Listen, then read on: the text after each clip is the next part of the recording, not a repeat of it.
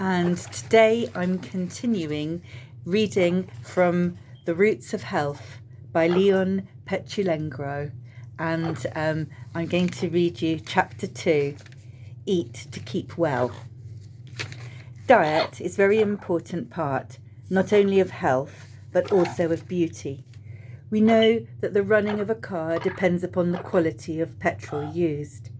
In exactly the same way, our bodies run well or badly, depending on the kind of food we stoke them up with.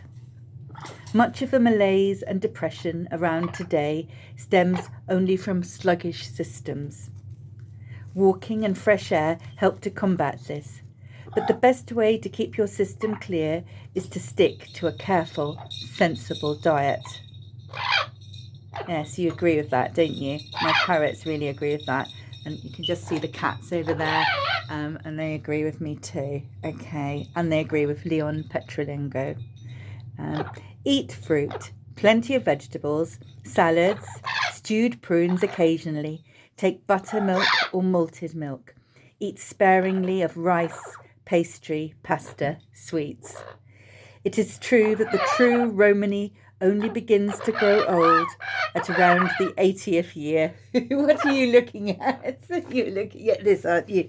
The parrots are really enjoying me reading to them, I think. Aren't you, darlings?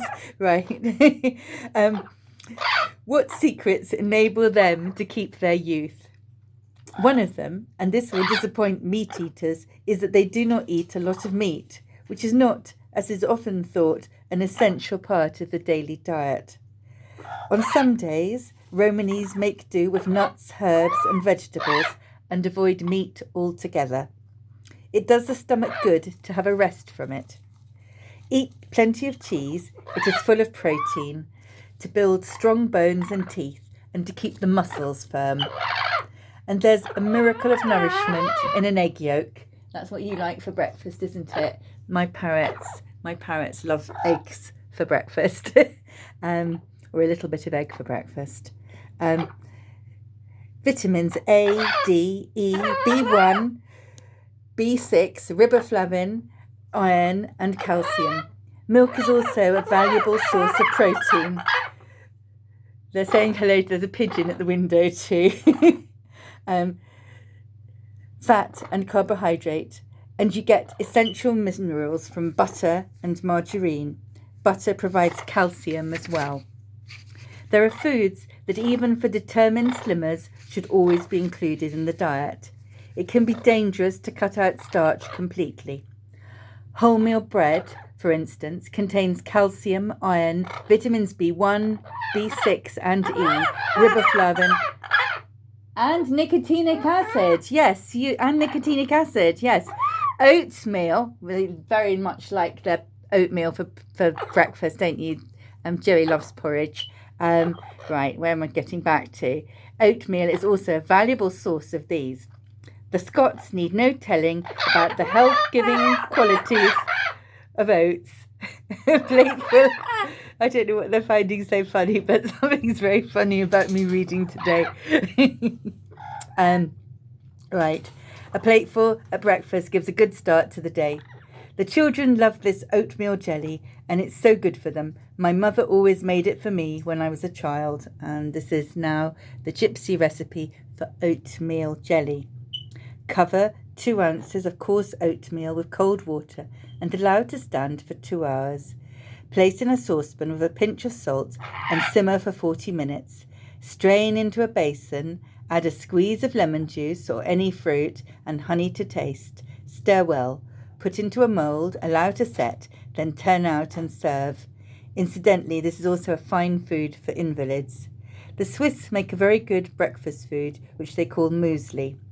Actually, this was well known to the Romanies, who used it as a delicious and valuable breakfast food. Romany muesli. 2 apples. 1 tablespoon of mixed ground nuts. 1 tablespoon of oatmeal, which has been soaked overnight in 3 tablespoons of water. Half a cup of milk. Juice of a small lemon. Grate the flesh of the apples and the clean skin. Mix in the nuts, oats, milk and lemon juice. If you like, you can make it sweeter by adding chopped raisins or sultanas. The quantities I give are enough for 2 adults or 3 children. Try it on your family because this muesli is very good for the nerves and tissues. It is bodybuilding and full of vitamins. See, Leon Petulengro, very sensible. This was written in around, let me actually have a look at the date for you and see when this, not when this copy was printed. It's on the floor, just let me find it. This is rather an old book, been well read. Let me just look, it's printed by Pan. And it's the 3rd printing of 1978, but it was first published in 1971. So this is very much a product of the 70s. And remember that people were actually very health conscious in the 70s and really discovering how to live good lives and how to have fun. And, you know, the 70s was really a time when people did get more relaxed about life. And what better thing for now than to take a bit of that 70s wisdom, particularly from Leon Petulengro. He's such a wonderful voice for his time and for his generation. All that wisdom. Right, let me continue reading it. And full of vitamins, he says. It's especially foolish, even for would-be slimmers, to leave potatoes out of the diet altogether. You seldom see a fat gypsy, but potatoes were always part of their staple diet, usually eaten the healthy way, baked in their jackets in the ashes of the fire. The trouble with gorgias, that is, all of you who are not gypsies, is that far too often you add rich gravies, sauces and butter to your potatoes. Well, I guess I'm a bit of a gorgia because I certainly like my rich gravy and butter. As you can see, I'm a bit tubby at the moment. Even if you are boiling them, don't peel, but just scrape the skin. Many minerals that we especially need are directly under the potato's skin and are completely lost when they are peeled and then boiled. Eat them without any accomplishment, and you will find the fattening story is a libel on this fine, health-giving food. Leprosy, scurvy, and other skin diseases were rife in Britain before the introduction of the potato in 1563. Their useful citric content, together with salts of potash and sulfur, make them very valuable. They also help to keep the skin and hair healthy. Grated raw potato is very good for you, and if you don't fancy the taste, it can easily be disguised in a varied salad. Another very valuable vegetable is the onion. Recently, I read that in Egypt, 2,000 years before Christ, the onion was looked upon as an object of great value. And when the pyramids were being built, tons of gold was spent buying onions for the workmen and slaves. Did you know that if a cut onion is left lying around, it is said to draw all kinds of germs to it? For this reason, no Romany woman will use an onion for cooking if it has been cut and left exposed to the air. This theory can easily be accepted by those who have painted a room and removed the smell of the paint completely by placing a cut onion in it. The Romanies use a great many onions. They know they contain free uncrystallized sugar, starch, alkaline salts, sulfur, and many other valuable food sources. Turnips are very nutritious, but I would not recommend them. Oh, look. Are you all right, Google? Well done. Yes, you are all right. You can be patient and sit up there for the moment. Hello. Turnips are very nutritious, but I would not recommend them if you have a weak digestion, as they can cause wind and distension of the stomach. Expectant mothers should not eat turnips. However, turnip tops, cleaned and boiled, are more easily digestible, marvellous for clearing the blood, and work miracles on the complexion. I must admit that I love parsnips baked like potatoes with the joint. Actually, the parsnip is very beneficial vegetable and delicious if mashed with pepper and butter after boiling. Elsewhere, I will tell you how to make parsnip wine. Leon Petulengro's recipe for parsnip wine is very good. I will let you know on that one on another day. Celery, which is particularly good for rheumatism, contains many nourishing salts and a great deal of organic sulfur. Stewed celery was a frequent dish on my mother's table. It should be served moistened with a little of the water in which it has been stewed.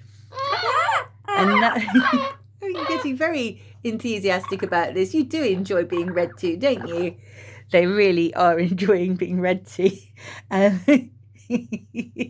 They're getting the wisdom of this if no one else ever does, I can tell you. Another valuable food which we gypsies would gather from brooks is watercress. Now, he doesn't warn you about liver fluke. So before I read this, I just want to say to you that you must be careful not to eat watercress which has not been cooked. And even if it has been cooked, you must be careful to make sure there are no sheep near watercress growing in a stream because of the dangers of liver fluke. Let me continue. Let me go and get back to what Leon Petulengro is going to tell you. Another valuable food which we gypsies would gather from brooks is watercress. It contains iodine, iron, potash, sulfur, phosphatic salts, and is so rich in anti-scorbutic salts that it is one of the most valuable foods for keeping the blood healthy. Make watercress your friend and see that your children get a liking for it. It is far better for them to nibble a sprig or two of watercress than to eat sweets. Well, actually, I have to say that was very true for my childhood. I was often given watercress thanks to my mum. She knew what to do to keep her child healthy. Somewhere I've got pictures of me with watercress because we used to pick it. We were very lucky. We did have a stream at the bottom of our garden, which actually had very, very good watercress. It's a lovely stream near Howfield, in Chartham Hatch. Beautiful watercress in that stream, and no sheep that nearby, at least at that time. Eat watercress raw as often as you can, and also raw spinach and oranges, which have a high content of iron and sulfur. They clean your inside as if it had had a good bath and supply plenty of vitamins. By the way, the peel of citrus fruits is often richer in vitamin C than the flesh. That's why marmalade is good for you. Whenever possible, add the grated rind of citrus fruit to recipes. Radishes are another favourite vegetable of mine. They are good for purifying the blood. We Romanies used to eat boiled radishes and eat them as a vegetable. They should be boiled rather slowly in salted water for an hour. I've often been told I sound like a horse eating them raw, but a salad is not complete for me without its share of radishes. I would miss them badly if my tummy was weak, and they can cause trouble to those who have a poor digestion. By the way, you can add the leaves to a salad. You should eat a salad daily. It's a perfect health meal. For instance, if you're making a salad with celery, tomatoes and radishes, you will be giving yourself a natural antiseptic protection from infection. It has a tonic effect too, for it eases nervous exhaustion, sinus congestion and catarrh. Another tonic salad, which is particularly beneficial if you eat it when you have a cold, is made from grated raw carrot, young dandelion leaves and lettuce. By the way, don't discard the green outer leaves of lettuces or other vegetables. They contain more vitamin A than the pale ones.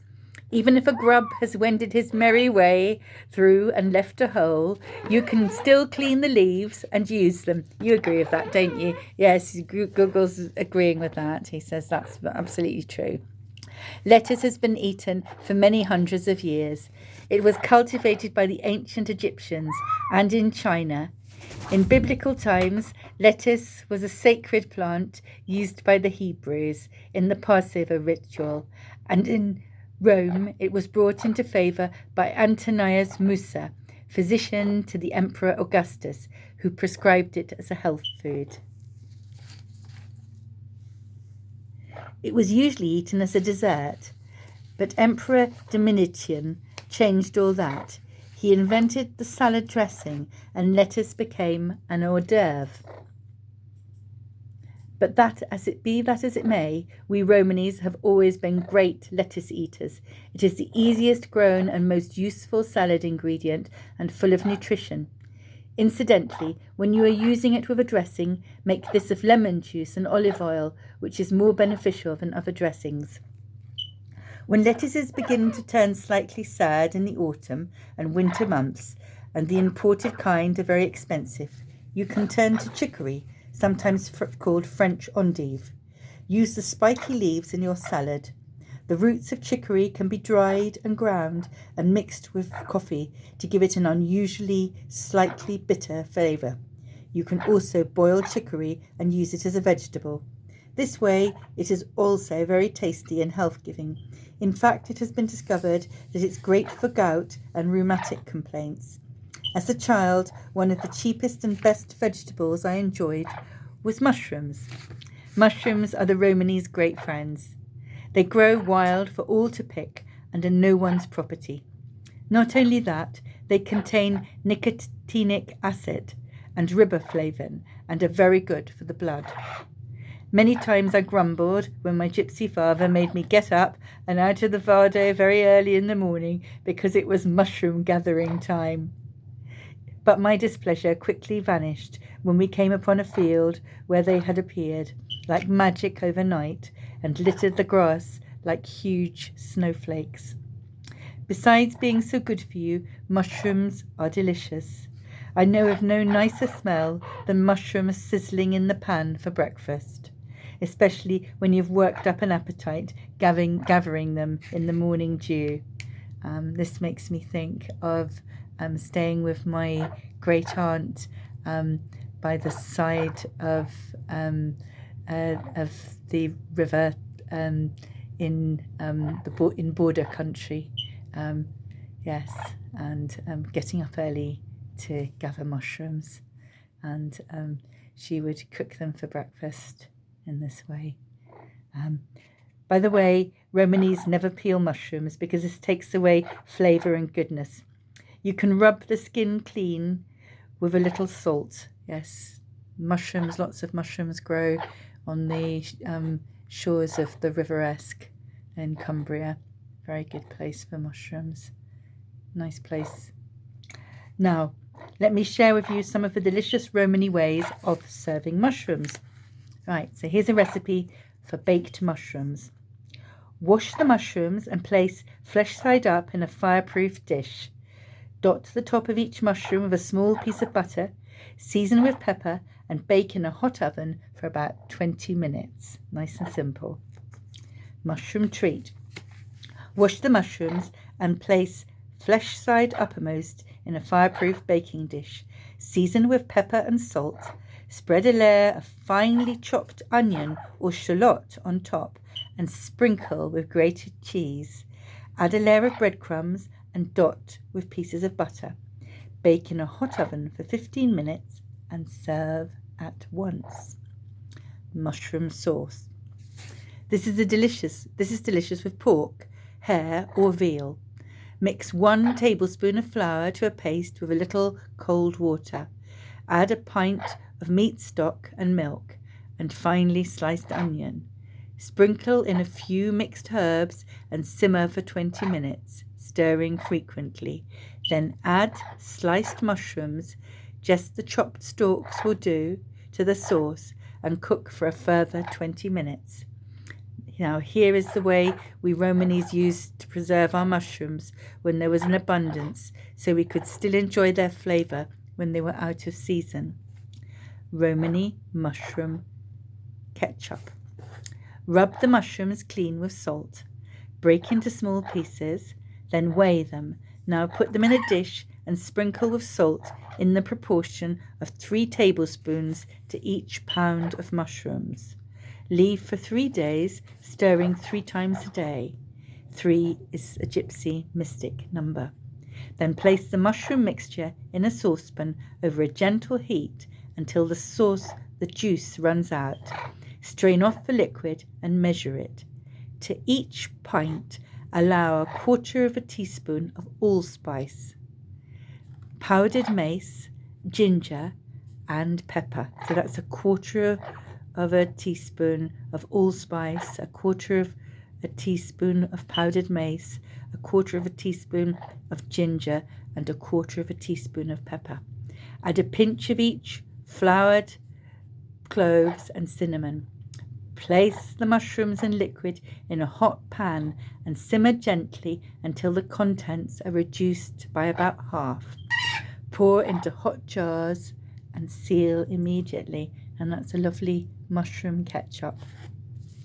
Most of you probably will have to buy your mushrooms from a shop, but they are so much nicer when freshly gathered. It is sad that today there are so few opportunities left for people to go into the fields and find them for picking, but it's worthwhile thinking of cultivating some yourself. These are not simple things to grow, which is odd when one thinks of how prolifically and naturally they grow in fields. You need a special bed to grow them in at home, but the end product, which can be copious, is worth the effort. And nowadays people are getting better at growing mushrooms in England, and you will find that you can actually gain a lot of knowledge about mushroom growing from maybe some foraging sites, and find that this is actually something that you can do yourself, and you will be surprised by the amazing varieties of mushrooms that you can grow for yourself, which will be so healthy for you. Particularly now, oyster mushrooms are something that you may find that you would be quite good at growing. Why don't you have a look online and see and have a go? Some of the best and most health-giving fruits are free because they grow by the wayside. I will remember one beautiful day in September pulling up my Vardo and parking near a picturesque wood. The leaves of the trees were already turning golden brown. The horse chestnuts were ripening and the beech nuts were falling rapidly. I reminded myself that come October the chestnuts would be falling to the ground in their prickly hedgehog shells with satisfying plonks. Prized from their velvet-limed purses, they were a great favourite of the Romanies, either roasted over an open fire or boiled, then peeled and seasoned and sprinkled over sprouts or cabbage. As all vegetarians know, nuts are very nutritious and extremely delicious. Mind you, unless your teeth are very good, so that they can grind the nuts small, or you take the trouble to grate or mince them, they can cause indigestion. As I enjoyed the September sunshine, I noticed a number of chavies, the gypsy word for children, from a nearby caravan, busily employed among the blackberry bushes. Their rounded young lips were stained a deep purple, showing that the ripest of the fruits did not find their way into the deep tins and baskets they were carrying. The blackberries were always so abundant by the wayside that we gypsies found many special ways of using and preserving them, so that their special vitamins were obtainable in winter weather. Here's a delicious pudding my mother often made with freshly gathered blackberries. Romany pudding. This is the last recipe that I'm going to read you today.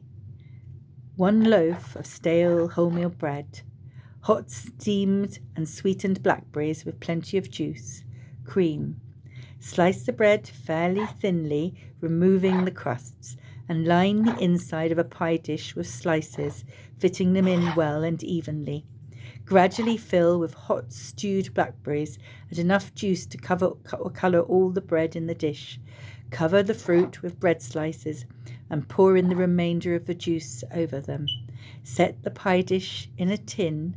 Place a dish or plate over the pudding and weigh it down.